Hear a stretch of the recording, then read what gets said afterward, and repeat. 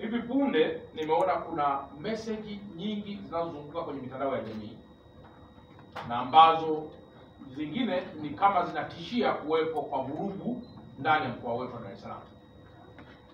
Nimewaiteni ndugu zangu waandishi wa habari ili nyinyi mkawe kipaza sauti kwa Watanzania na hasa wa Dar es Salaam kwamba hakuna mtu yoyote atakayevuruga amani ya mkoa wetu. Jana tulitoa maelezo kadhaa na SACP Mlilo ZPC wa kanda maalum ya Dar es Salaam alitoa pia maelezo kadhaa kuhusiana na usalama wa mkoa wetu. Kwa hiyo kwa mtu yoyote wa chama chochote cha siasa, taasisi yoyote ya dini, taasisi isiyo ya dini, mtu binafsi, shirika au kampuni, hakuna hata mmoja atakayeweza kuvuruga amani ambayo imeshajengwa katika misingi ya uongozi na hasa uongozi bora wa Mheshimiwa Dr. Samia Suluhu Hassan. Tunafahamu kwamba wapo baadhi ya watu ambao wanaweza kuwa na malalamiko yao.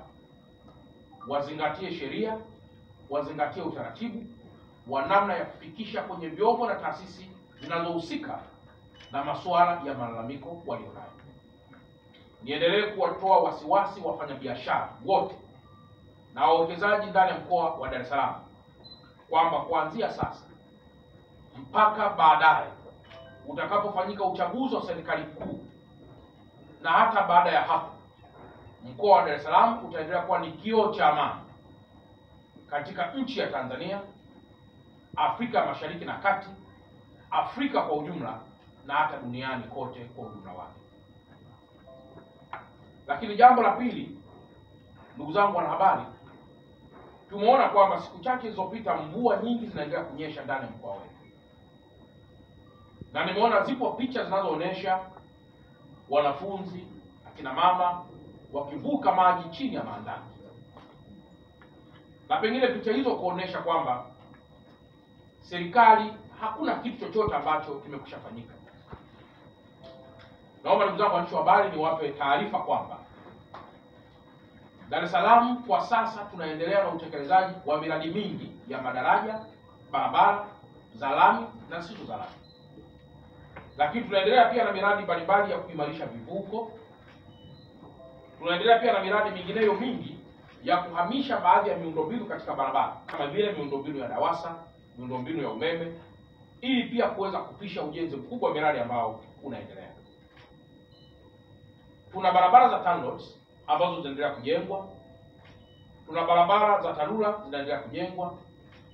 Lakini tuna vyanzo vya mapato mbalimbali vinavyo finance miradi hii. Serikali kama moja wa financer wa miradi hii, wadau wa maendeleo kama vile Benki ya Dunia, kama vile Benki ya Maendeleo ya Afrika, pamoja na wadau wengineo ambao wameendelea kumuunga mkono Mheshimiwa Rais wa Jamhuri ya Muungano wa Tanzania kindakindaki. Jambo la kwanza, ujenzi wa daraja la Jangwani. Mtakumbuka kwamba mwaka jana Waziri wa Ujenzi alitoa taarifa katika siku aliyotualika ya kusaini mkataba wa ujenzi wa daraja la Jangwani. Lakini siku chache zilizopita wananchi kadhaa wamekuwa pia wakitupigia simu kwamba daraja linaanza kujengwa. Naomba nitoe taarifa kwamba sasa mkandarasi amekwishaanza kujenga kempu ambapo atatunza vifaa vyake kwa ajili ya kuanza ujenzi wa daraja hilo. Lakini kama mnakumbuka pia daraja hilo lilitolewa ufafanuzi mzuri na Waziri wa Ujenzi. Na sasa Waziri pia wa Ujenzi anaendelea na mikakati ya kuhakikisha kwamba mkandarasi anaanza kazi hiyo haraka kwa mujibu wa taratibu. Na kama mnakumbuka pia alipewa miezi michache, sio zaidi ya miezi karibu 4 au 3 ya kumobilize resources, wakati pia anasubiri kulipwa kitu kinachoitwa advance payment. Kwa ndugu waandishi wa habari, kuhusu daraja la Jangwani, Mheshimiwa Rais wa Jamhuri ya Muungano wa Tanzania amedhamiria kwa dhati kwamba mwaka huu daraja hilo litaanza kujengwa.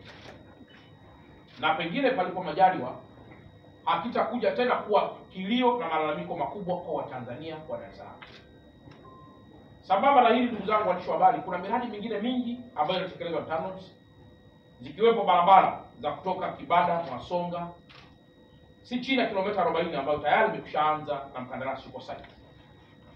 Barabara hii imelalamikiwa kwa muda mrefu, lakini inatengenezwa kwa si chini ya bilioni 90 au zaidi ya bilioni 90, ambazo zote hizi zinatolewa na serikali ya Jamhuri ya Muungano wa Tanzania kwa mkono wa baraka na heri wa Mheshimiwa Rais wa Jamhuri ya Muungano wa Tanzania.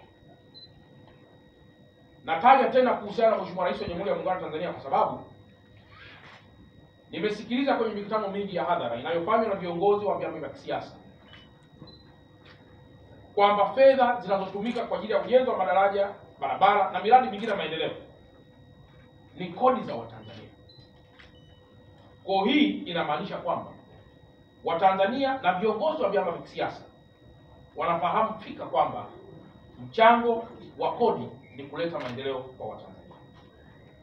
Sasa kila Mtanzania achukue nafasi yake kujiuliza, au kila mwana Dar es Salaam achukue nafasi yake kujiuliza kwamba kama Tanzania ina population ya sio chini ya watu zaidi ya milioni 60, na kama leo kwa mujibu wa TRA tunaambiwa wanaolipa kodi halisi hawazidi labda milioni 3, maana yake ni kwamba wanaolipa kodi hizi halisi bado sio wengi kwa mujibu wa population tulionao ndani.